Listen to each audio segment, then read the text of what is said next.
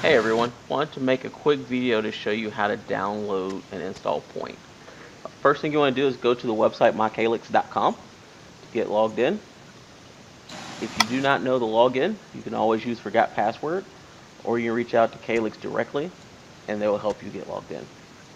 Once you get logged in, just click on the box Manage Point Installations, and then you can search or select the name that needs to have Point installed. You click on the name, and then you press the button down below Resend Email. That person will get an email that looks just like this. They'll always have the blue Install Point link. So you click on the link, and it will take you to this website.